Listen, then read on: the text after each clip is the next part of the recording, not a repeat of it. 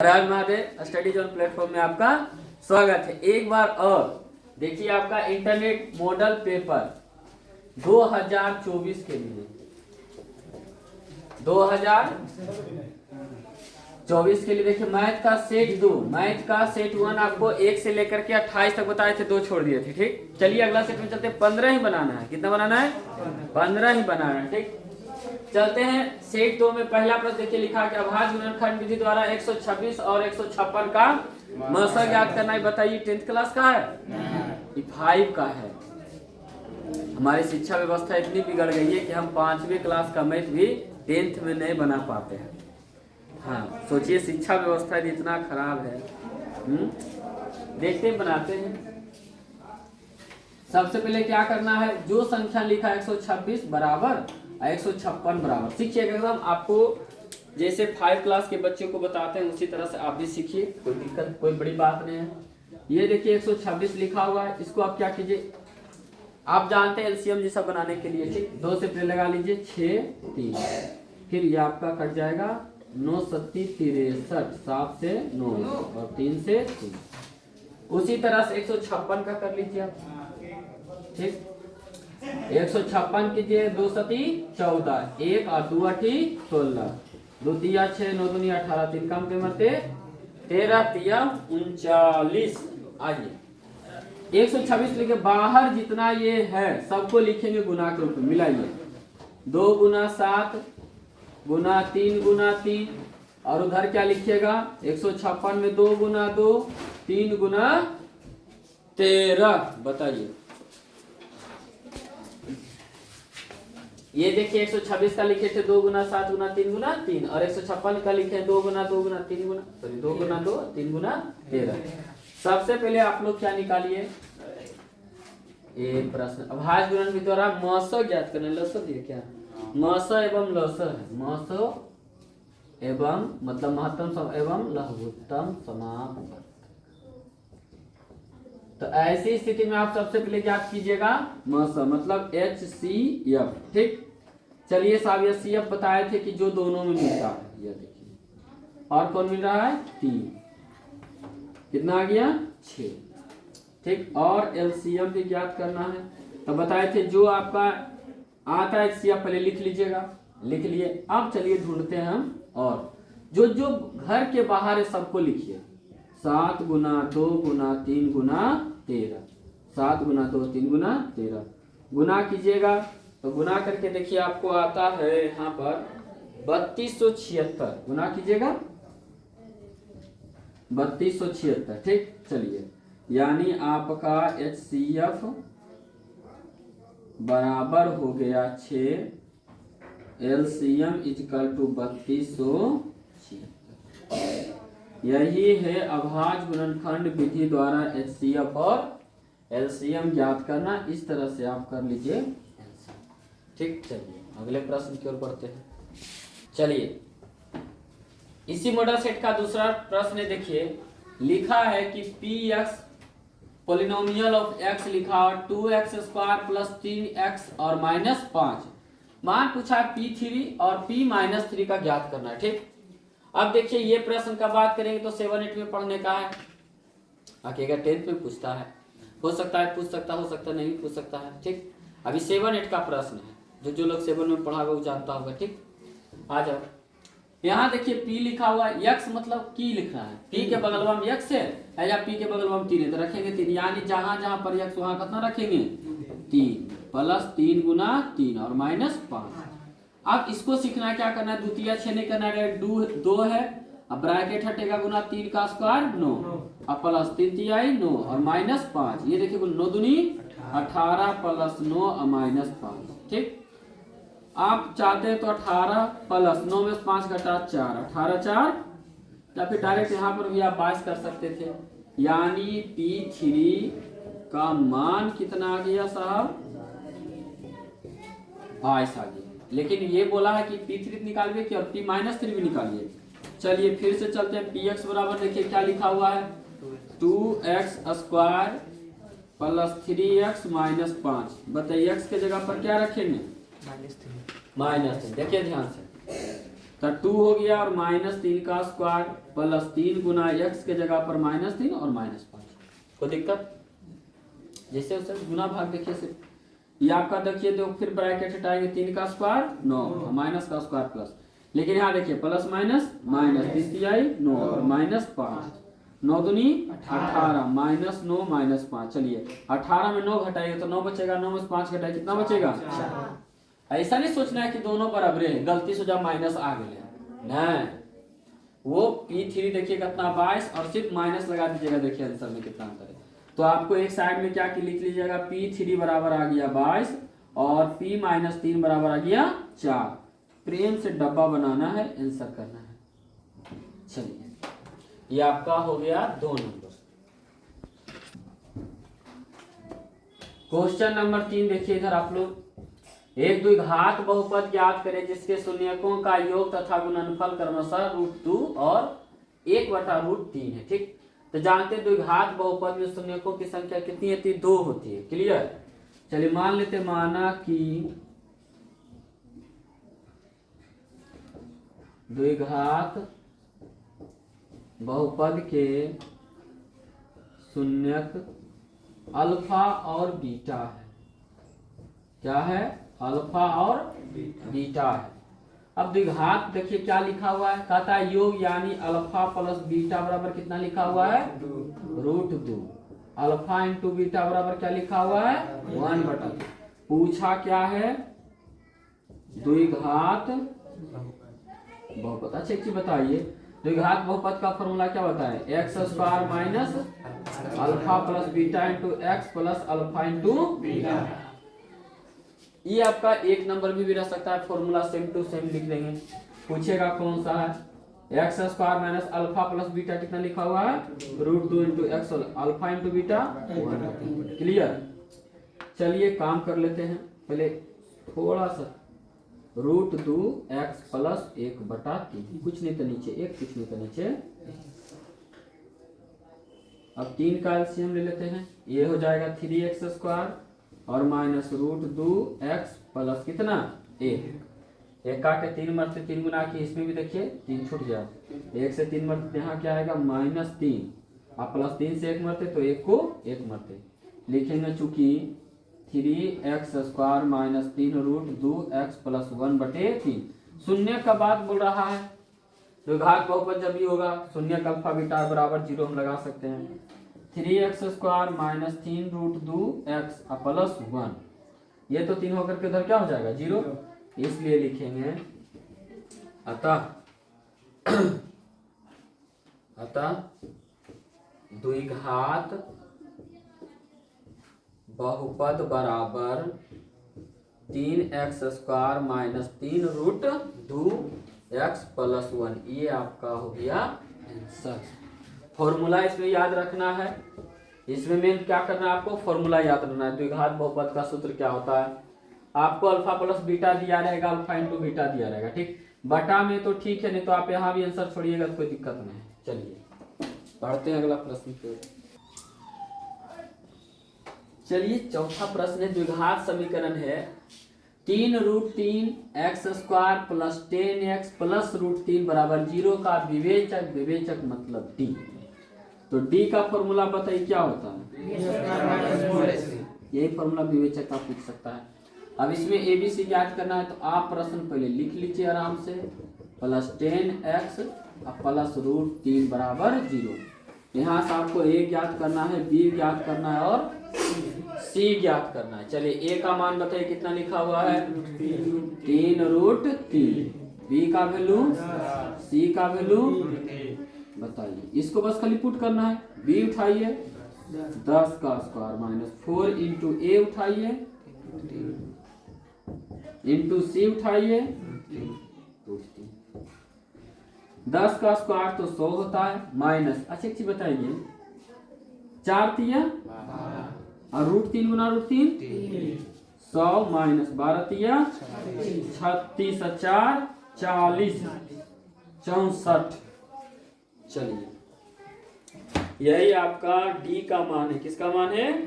D का मान है। जब भी फॉर्मूला पूछेगा D बराबर तो B² मान, इसी को कहते हैं विवेचक। क्लियर? तो ये आपका 2 नंबर में पूछ सकता है, 1 नंबर में पूछ सकता है। ठीक, 1 नंबर में तो कन्फर्म है, और कहीं 2 नंबर पूछ दिया एकदम बना करके इसको नहीं छोड़ना है, इसको आंसर करना है। ठीक, चलिए साहब आगे बढ़िए।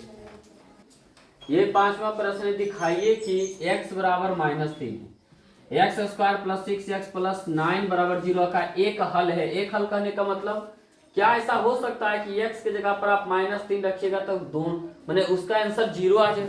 अगर 0 आएगा तो कहेंगे हल है, और नहीं आएगा तो कहेंगे हल नहीं है। 0 आएगा तो उसी को कहते हैं गुणनखंड है, नहीं आएगा तो कहेंगे गुणनखंड नहीं है।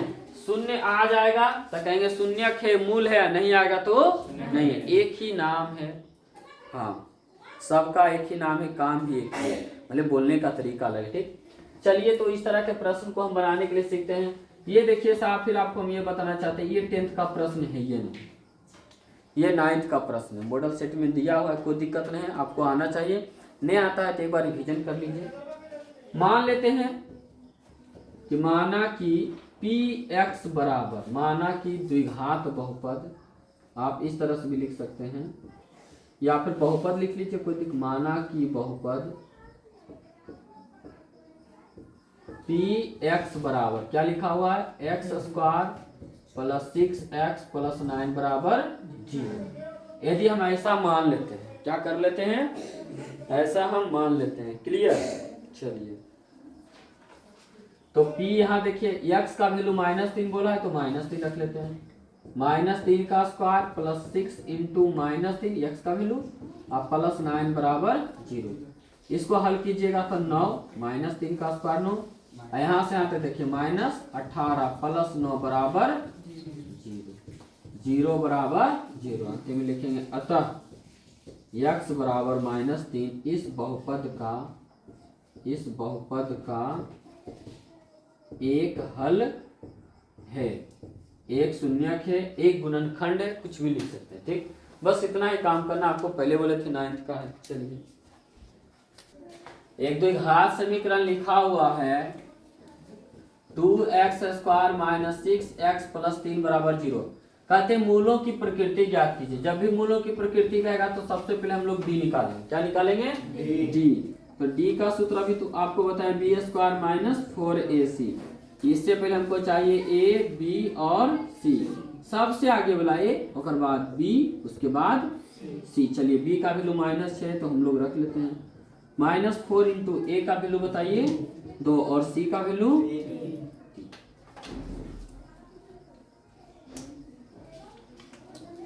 6 का स्क्वायर होता है 36 माइनस का स्क्वायर हो गया प्लस माइनस 4 दूनी 8 दिया, घटाइएगा तो कितना आएगा 12। क्लियर है। अब चलिए, अब मूलों की प्रकृति कहने का मतलब एक चीज बताइए, ये जो संख्या डी आया है निगेटिव है कि पॉजिटिव? पॉजिटिव। पॉजिटिव में बताए थे कोई व्यक्ति क्या करेगा, कल्पना करेगा कि वास्तव में सोचेगा? वास्तव में माइनस रहेगा, कर्ज लेते रहेगा तो क्या करेगा, सिर्फ कल्पना करेगा दूसरों को देख करके। आपको बताया थी जैसे पॉजिटिव आएगा वास्तविक होगा। क्या मान होगा? वास्तविक। यानी ये जो डी का मान है, अच्छी बताइए किससे बड़ा है? 0 से बड़ा है। किससे बड़ा है? 0। इसलिए लिखेंगे कि इसके मूल वास्तविक और क्या होंगे? असमान होंगे। यही पूछा जाता है कि इसकी प्रकृति में तो कैसा ये होगा, तो वास्तविक होगा और कैसा होगा? असमान। एपी का एक प्रश्न है, प्रश्न लिखा हुआ है कि कौन सा पद -47 होगा। तो आपको बताए थे इस तरह के प्रश्न में कि नहीं जाए तो माना कि यनवा पद, क्या माने थे? यनवा पद क्या है? -47। और यनवा को हम लोग कैसे लिखते हैं? an बराबर -47। an का फॉर्मूला बताइए, a plus n minus 1 into D बराबर -47। अब यहाँ से कि हम लोग जो ज्ञात है वो निकालते हैं। बताइए a का मान यहाँ से क्या होगा?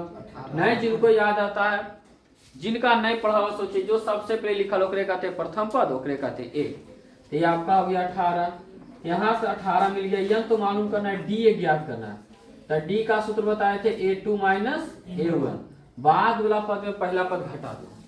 चलिए भाई साहब, 15 पूर्णांक 1/2 माइनस 18 है, 15 दूनी 30 और 1 31 बटे 2 माइनस 18।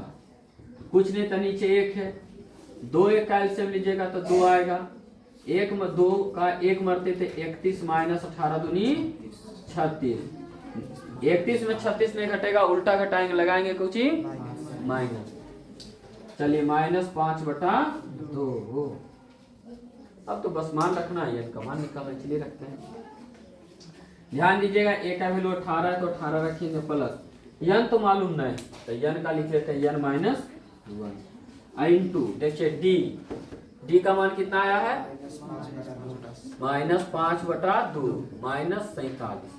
इस 18 को इधर लाते हैं तो n -1 हो गया और -5/2 इसको थोड़ा सा अच्छा से लिख लेते हैं।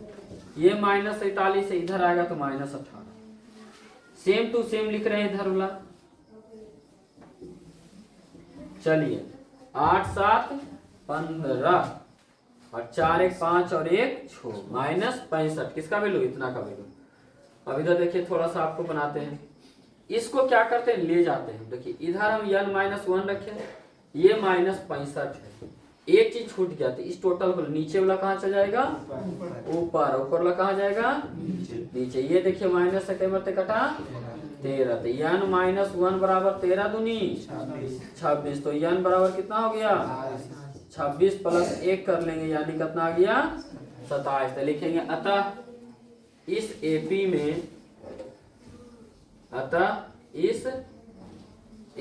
में कितने पद होंगे? 27 पद। कह रहा है कि इतना में कौन सा पद -47 होगा? तो 27वां पद -47 होंगे। ये आपका हो गया आंसर। ठीक,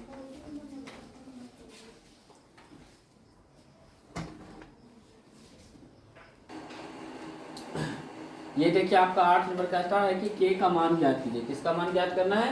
k का, जिसके लिए समीकरण इतना लिखा हुआ है और जिसके मूल यहाँ पर लिखा है वास्तविक। सुधार दीजिएगा, वास्तविक नहीं होगा, होगा क्या? समान होंगे। क्लियर? चलिए बनाते हैं। तो जो पहले प्रश्न लिखा हुआ देखिए हम लिख रहे हैं 2x² - 10x plus k equal to क्या लिखा हुआ है? 0। बोला मूल वास्तविक है, सॉरी मूल समान है। तो जब मूल समान है बराबर रहता है तो d का वैल्यू क्या होता है? 0। और d का फॉर्मूला b² - 4ac बराबर। अब यहां से आप abc का मान ज्ञात कर लीजिए। a बताइए कितना है, b कितना है और c कितना है? b है तो b -10 का होल स्क्वायर -4 इंटू a कितना लिखा हुआ है? 2 और c कितना है? k इक्वल टू 0 मिला लीजिए। इसका 100 हो गया, 10 का स्क्वायर 100 माइनस का स्क्वायर प्लस और -4 दूनी 8 के बराबर 0। यहाँ देखिए 100 है, उधर ले जाएंगे 8 के। अगर k का वैल्यू तो 8 गुना में कहाँ जाएगा? भागा। चलिए साहब 4 दूनी 8 चरका से 25 यानी k का वैल्यू आ गया 25/2। यानी आप लिख सकते हैं इसको 12.5। ये आपका आ गया आंसर। किसका मान आ गया? k का। चलिए तो इसी तरह से आपको समझ के बनाना है। ठीक, k का मान बोला याद करे लगी abc का मान। यहाँ कंडीशन लिखा जाएगा मूल समान है, कहेगा किसी भी द्विघात बहुपद के मूल समान है तो उनके विवेचक का मान कितना होगा? 0। हमेशा 0 होता है। d बराबर 0। देखिए d का फिर सूत्र है, फिर आप देखिए, फिर लिखिए और फिर याद कीजिए। हो सकता है कि यही ऑब्जेक्टिव में पूछ दे कि बताओ d का मान कितना होता है या विवेचक का मान कितना होता है। कर दीजिए। एक आपका अगला प्रश्न देखिए है क्वेश्चन नंबर 9। ये एपी दिया गया है, पूछा गया है कि आप बताइए सबके जोड़ के कितना आता है। जोड़ वाला जब भी जानते हैं कि हम लोग फॉर्मूला किसका लगाएंगे? SN का। n/2 2a plus n -1 into d। एक और होता है यस। n का मान बताइए सर, तो कहिएगा कि 100 तक है, गलत है। कभी भी नहीं सोचना है कि n के मान 100 है। हाँ लिखा हो नहीं, 100 पदों तक लिखा रहता तो हम ऐसा सोचते, लेकिन लिखा तो है नहीं। तो क्या करेंगे? अब हमको पहले पदों की संख्या ज्ञात करना है, n का मान। और जब भी n का मान ज्ञात कह दे तो समझ लो गांठ बांध लो कि हम an ज्ञात करेंगे। चलिए लिख लेते हैं an बराबर कितना लिखा हुआ है 100 दिया हुआ है, गिवन दैट कर लेते हैं। ठीक, an का सूत्र होता है a plus n minus 1 into D equal to हो गया 100। बताइए यहाँ से a का मान आप लिखना चाहते तो 25 लिख लीजिए, यहाँ भी 25 लिख लीजिए।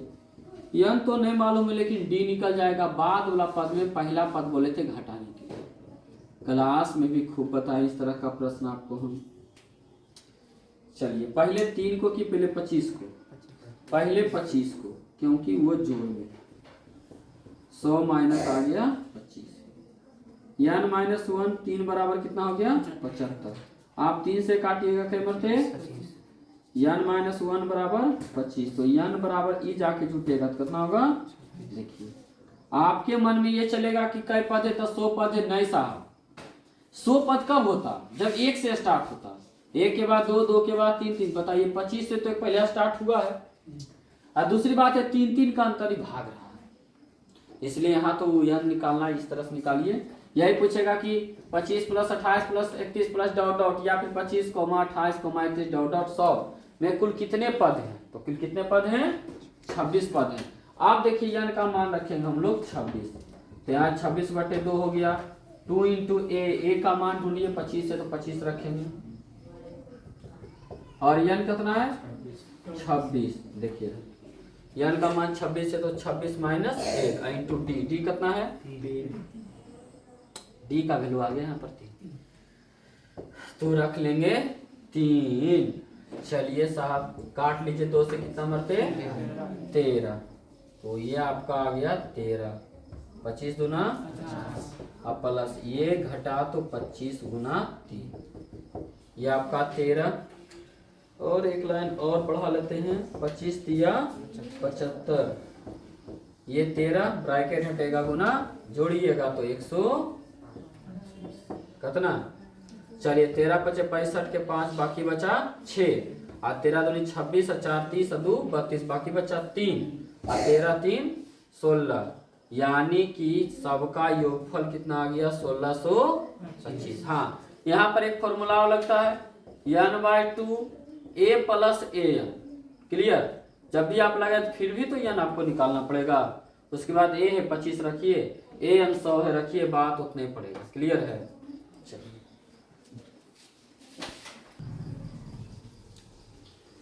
पिछले भी मॉडल सेट में इस तरह का प्रश्न था कि आपको बताना है कि संगत है या कि असंगत है। देखिए जिसका हल होता है उसको संगत कहेंगे, जिसका हल नहीं होता उसको क्या कहेंगे?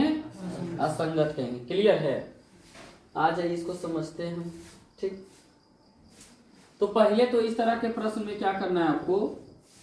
प्रश्न पर लिख लेना है 2x माइनस 3y बराबर 8, और एक लिखा हुआ क्या 4x माइनस 6y बराबर 9।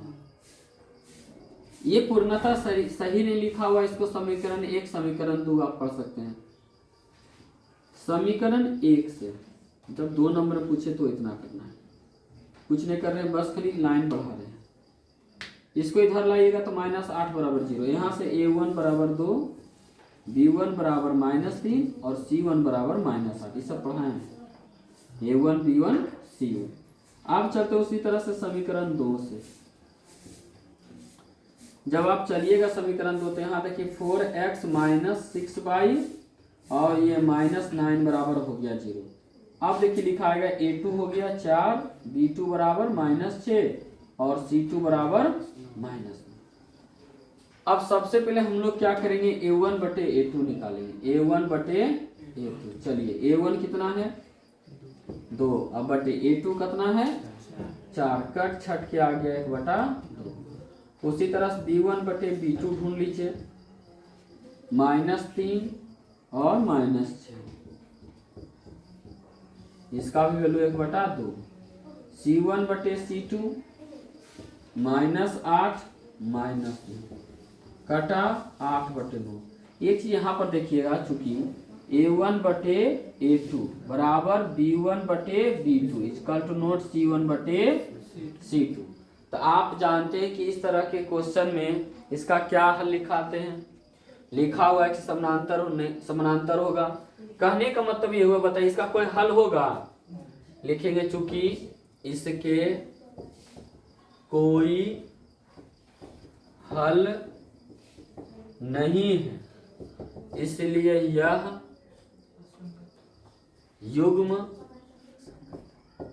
असंगत होंगे। क्या होंगे? असंगत होंगे। ठीक, इसी तरह से सोचना है। और संगत किस में होता है तो आपको हम बता देते हैं, A1 बटे A2 is equal to note B1 बटे B2, ये पहला कंडीशन। दूसरा A1 बटे A2 बराबर B1 बटे B2 बराबर C1 बटे C2, पहले सेट में आया था। अगर इस दोनों का दिख जाए तो कहेंगे संगत, और बाकी इधर रह जाएगा। तीन गो तो कंडीशन ही है, एक कंडीशन यहाँ, एक कंडीशन यहाँ, एक कंडीशन यहाँ। क्लियर? चलिए बढ़ते हैं अगले प्रश्न की ओर।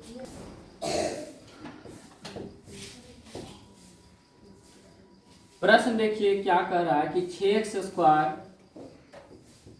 माइनस 7x माइनस 3 के शून्यक ज्ञात करें। चलिए शून्यक जब भी कहेगा बराबर 0 कीजिएगा। आपको इस तरह का पहले प्रश्न बताए हैं, गुणनखंड भी द्वारा बना लेते हैं।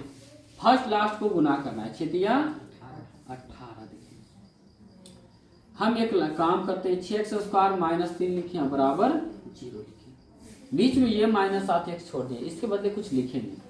इसको तोड़िएगा तो 9 गुना 2 में टूटेगा, 9 दूनी 18, और भी कहिएगा 6 गुना 3 में भी टूटेगा। ठीक, देखिए टूटने का ढेर है, इसको देखिए मिलाते, 9 में से 2 घटेगा कितना बचेगा? 7।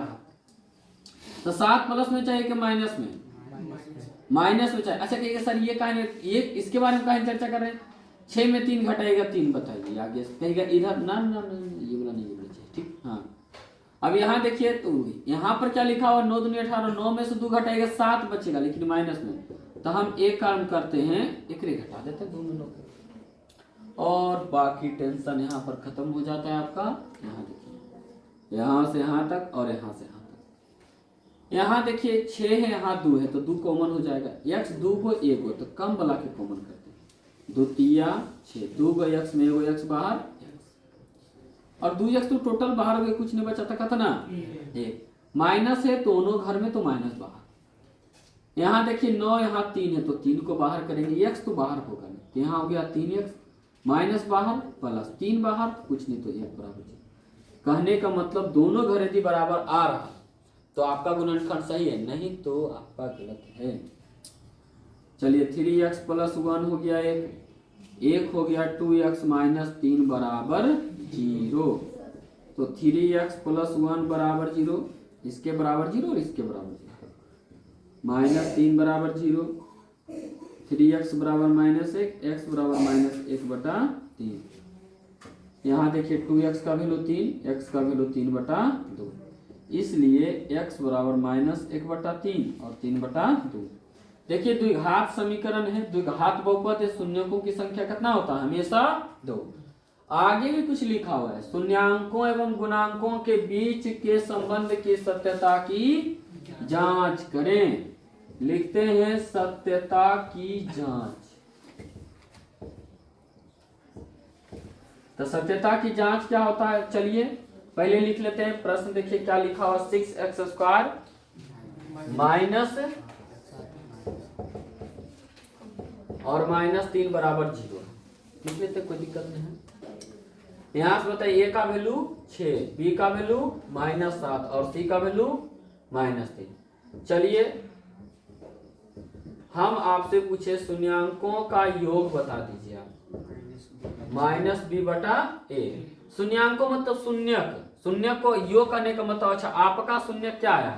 तो सर -1/3 अब प्लस 3/2, अब बराबर यहाँ माइनस हो गया, b का मान बताइए और a का मान बताइए। चलिए यहाँ देखिए जोड़ घटाव करते हैं, क्यों कर रहे हैं बताते। 3 2 का एलसीएम होता है 6, 3 दूनी 6, -2 + 2 तिया 6, 3 तियाई 9, इसको माइनस माइनस प्लस हो गया 7/6। 9 में से 2 घटेगा, 7/6 बराबर 7/6। चलिए तो एक शून्यांकों का योग आ गया। अब आपको दोनों बराबर आ गया। अब इसी तरह से शून्यांकों का गुणनफल भी निकालना है। तो उसका फॉर्मूला क्या लिखेंगे, c/a। अभी आपका शून्यांक क्या आया था, तो सर -1/3 और एगो था 3/2, बताइए गुणनफल का मतलब गुना। चलिए c का मान ढूंढिए साहब और a का मान ढूंढिए। ये देखिए आपका कट गया, तब बचा -1/2। ये देखिए कट गया -1/2। बताइए, दोनों हम यहाँ पर जांच किए तो इधर हमने क्या रखा, अपना शून्यक रखा, और इधर तो इसका मान रखे a b c का मान, फिर भी दोनों आपस में बराबर हुआ कि नहीं। अंतिम में क्या लिखेंगे, अतः लिख सकते हैं। शून्य क्या कहते हैं, वो शून्य के उस गुणांकों के बीच की सत्यता की जांच करेंगे। अतः इस बहुपद के शून्यक, थोड़ा सा प्रश्न मिलाते हैं, कुछ नहीं लिखिएगा, साबित हुआ सीधे लिखिए, नीचे लिख लीजिए साबित हुआ। चलिए देखिए, मिलाइए, स्टार्ट कीजिए। ये देखिए आपका प्रश्न संख्या है 13। क्या बोला गया कि x y में संबंध ज्ञात करें जबकि बिंदु कोई एगो बिंदु है, बिंदु इतना कहने का मतलब ये देखिए, दो बिंदु बना लेते हैं, एगो बिंदु यहाँ बनाते हैं, रेखा हम खींच लिए। ठीक, मान लीजिए P है, ये A है, B है। बोला बिंदु 7 1 3 5 से समदूरस्थ है, इसका बिंदु बोला है x y। समदूरस्थ है, लिखेंगे बिंदु P A B से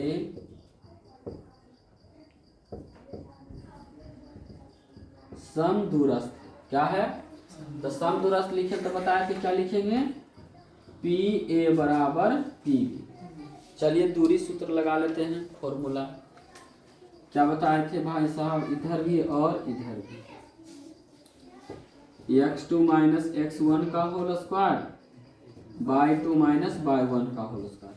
इधर भी वही सूत्र लगेगा, x2 माइनस x1 का होल स्क्वायर और y2 माइनस y1 का होल स्क्वायर। ठीक, देखिए दोनों तरफ रूट है, या फिर आप लिख सकते हैं दोनों तरफ वर्ग करने पर।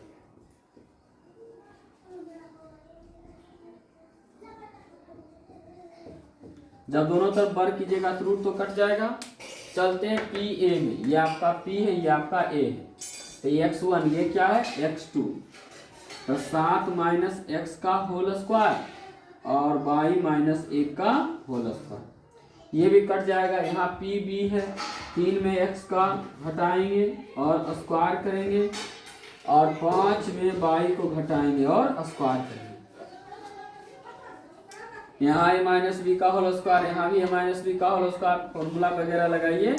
x y में जो मान आएगा वो आपका आंसर होगा। यहाँ a माइनस बी का whole square, a square minus plus b square कर लीजिए, माइनस 2a b, ये आपका हो गया, प्लस a स्क्वायर, फिर देखिए plus b square minus 2 into by into 1 बराबर, यहाँ a माइनस बी का होल स्क्वायर 3 का स्क्वायर प्लस x का whole square minus 2 into a और b, फिर उसी तरह से इसका लगाएंगे a माइनस बी का होल स्क्वायर, a स्क्वायर तो 5 का स्क्वायर, b स्क्वायर y का स्क्वायर और माइनस 2 इंटू a कितना है 5 और b कितना है y।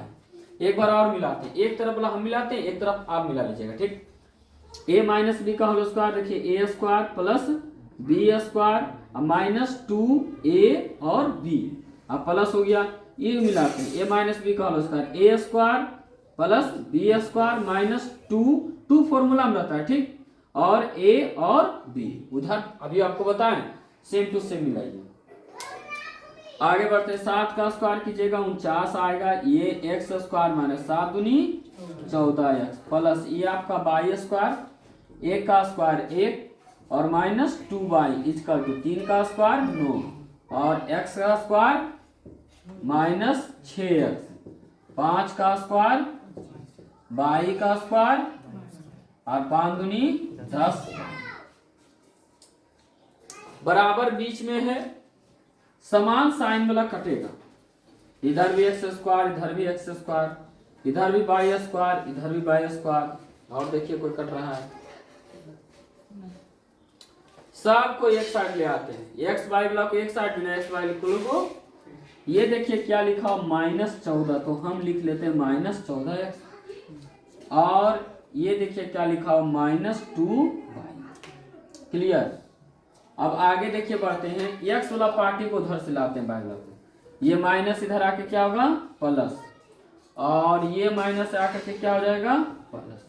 बीच में लगाएंगे बराबर के साइन।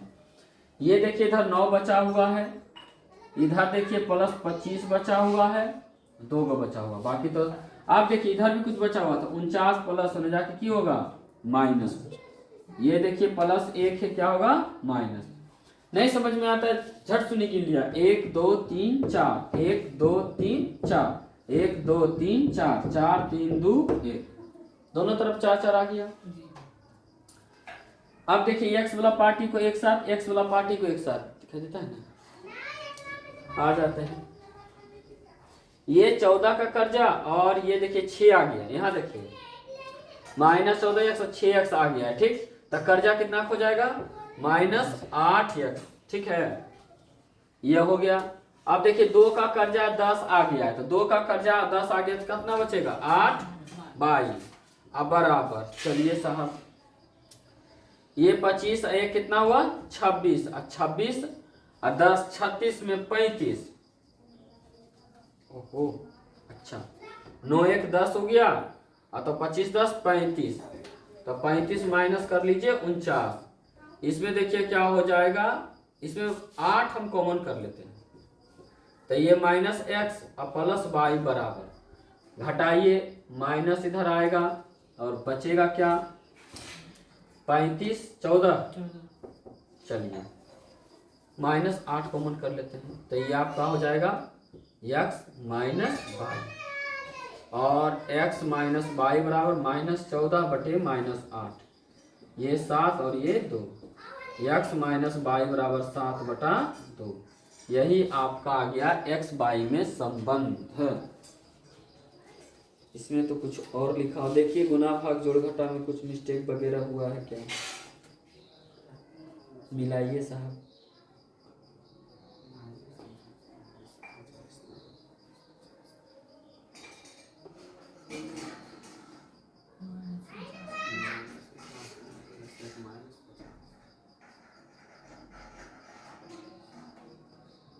यहाँ पर मिस्टेक, 25 और 10 हो जाएगा 35, ये बचेगा कितना 34, इधर जुड़िएगा तो ये हो गया 34, और ये हो गया -50। क्लियर। तो ये आपका होगा कितना 16, तो ये आपका हो जाएगा -16/-8, 8 दूनी 16, तो x -y का वैल्यू, अतः x और y में वांछित उत्तर या संबंध कितना है, x -y बराबर 2। आपको ये सब सीधा से लिखिएगा, यानी कि हम ऐसे लिख रहे हैं तो आप भी लिखिएगा, ठीक। चलिए चलते हैं 13 के बाद 14। ABC एक समद्विबाहु त्रिभुज बना लीजिए, ABC त्रिभुज, ये आपका A, ये आपका B और ये आपका C। समद्विबाहु त्रिभुज जिसमें AC बराबर BC, AC कहाँ है साहब, AC बराबर BC है, कहने का मतलब ये दोनों भुज आपस में बराबर है। देखेंगे चूंकि AC बराबर क्या है BC है। और एक चीज और दिया है कि AB का स्क्वायर पर लिखा है 2AC स्क्वायर, तो सिद्ध करना है कि त्रिभुज ABC एक समकोण त्रिभुज है, ABC समकोण त्रिभुज है, ठीक। अच्छा चलिए अगर यहाँ से देखें कै गो AC है, कै गो, देखो कै गो लिखा है 2 गो, तो एक से लिखें AC का स्क्वायर और प्लस AC का स्क्वायर, कोई दिक्कत। अब देखिए AC का स्क्वायर प्लस, अच्छा एक चीज बताइए AC के जगह पर कुछ लिखल है तेरा BC का स्क्वायर लिखे हैं। अब देखिए यहाँ पर देखिए AB कौन है साहब, तो AB देखो ये ठीक, AC और BC ये दोनों भुजाएं हैं। तो हम जानते हैं कि एक भुजा का वर्ग कीजिएगा और शेष दो भुजाओं का वर्ग का योग कीजिएगा, तो जो आएगा वो क्या होगा, आपस में बराबर होगा। देखिए वही लिखा हुआ है ठीक। और जब इस तरह से लिखा हुआ है तो हम कह सकते हैं कि पाइथागोरस प्रमेय के विलोम से, किसे, पाइथागोरस प्रमेय के विलोम से, विलोम से क्या हो गया, कोण आपका जो बनेगा कोण ACB बराबर कितना होगा, 90 डिग्री। अतः एक वो हो गया कौन, तो त्रिभुज ABC एक समकोण त्रिभुज, यहां क्या था, सिद्ध करना है ना, साबित हुआ। चलिए तो इसी तरह से क्या करना है, बनाना है आगे। 13 हो गया, 14 हो गया, चलते हैं 15 की ओर। ये देखिए आपका 15 नंबर है, वृत्त का एक थ्योरम है। कहता है सिद्ध कीजिए कि एक बाह्य बिंदु से वृत्त पर खींची गई स्पर्श रेखा, वृत्त बोला है साहब, कोई बाह्य बिंदु है। देखिए हमने यहाँ एक बिंदु मान लिया, बाह्य बिंदु मतलब बाहर, इधर मानिए, इधर मानिए, इधर मानिए या इधर मानिए, कहीं मानिए, कोई दिक्कत नहीं ठीक। एक बाह्य बिंदु से वृत्त पर खींचे गए स्पर्श रेखा किसको कहते हैं, कि आप खींचिए ना तो इस पर टच होना चाहिए, ऐसा खींचिए कि स्पर्श होके चला जाए ठीक। देखिए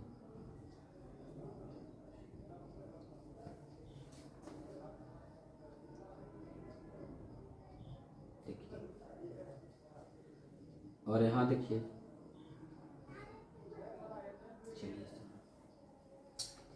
स्पर्श रेखाओं की लंबाई बराबर होती है। कहने का मतलब इस बिंदु से खींचे हैं तो इसकी लंबाई और इसकी लंबाई आपस में बराबर है।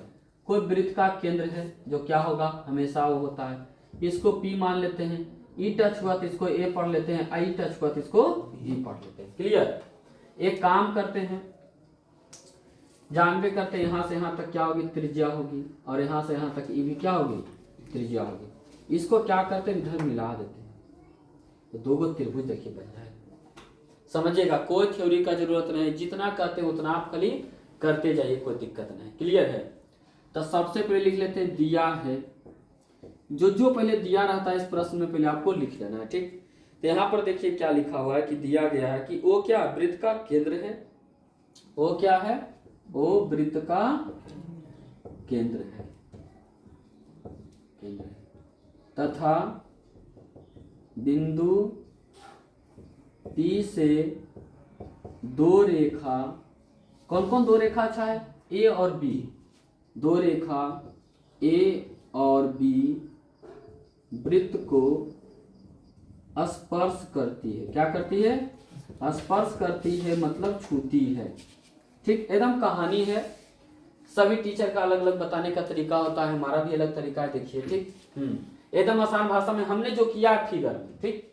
अच्छा, स्पर्श करती है, इसमें आपको क्या करना है, सिद्ध करना है। क्या करना है, सिद्ध करना है। क्या करना है, यहाँ पर देखिए लिखा है कि लंबाई जो होती है ना बराबर होती है। बाह्य बिंदु से खींचिएगा, प्रश्न भी इस तरह का रहता है दिया हुआ ठीक। हम भी आपको इसके बाद समझाते हैं। ये बिंदु P है, स्पर्श रेखा की लंबाई कहने का मतलब PA की जो लंबाई होगी वही लंबाई किसकी होगी, PA की जो लंबाई होगी वही PB की लंबाई होगी। प्रश्न कह देगा कि स्पर्श रेखा है, किसी वृत्त की स्पर्श रेखा कोई बाह्य बिंदु से खींचा जाता है तो दो गो रेखा है, एगो 10 है तो दूसरा का कितना होगा, 10 ही होगा। देखो ऑब्जेक्टिव क्लियर। अब देखो यहाँ पर क्या है, स्पर्श रेखा आपको बताया गया है ठीक। चलिए अब रचना, हम लोग रचना तो कर ही लिए हैं ठीक। अब देखिए क्या एक चीज और आपको बताते हैं कि जब ये होता है तो ये स्पर्श रेखा त्रिज्या एक दूसरे पर कौन सी होती है, लंब होती है। क्या होती है, लंब कहने का मतलब क्या डिग्री होगा, 90 डिग्री होगा ठीक। चूंकि लिखेंगे प्रमाण में कर लो या प्रूफ कर लो, कुछ भी आप लिख सकते हैं। ये देखिए क्या है, लंब है। क्या है, OA लंब है। OA इस साइन किसका होता है, लंब का।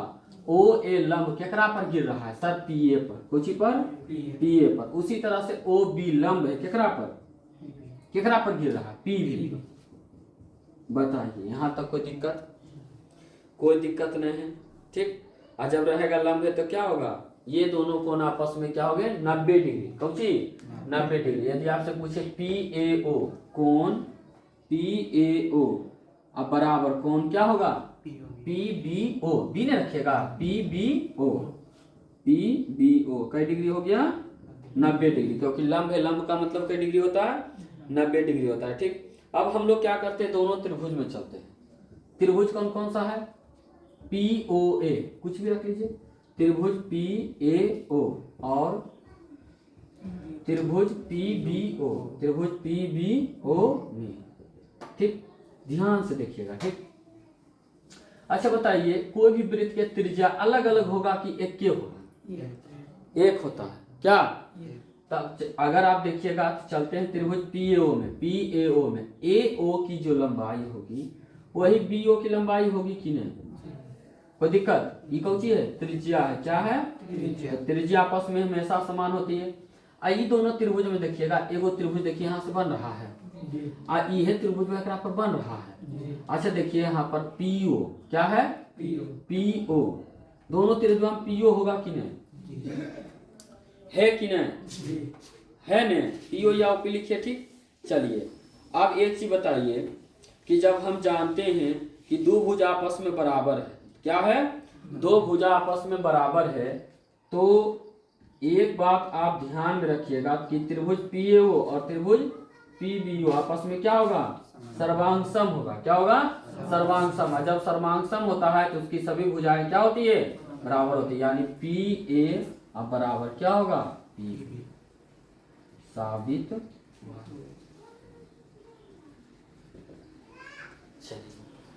ये आपका 15 नंबर हो गया साहब, 15 को बना लेना है, ठीक। कोशिश करना है कि 15 बना लें। हाँ नहीं समझ में आया तो आप हमको बताइए, जो भी परेशानी होता है बताइए, जहां तक होगा हम आपका सोल्यूशन जरूर करेंगे। धन्यवाद, जय हिंद, जय भारत। मिलते हैं अगले वीडियो में।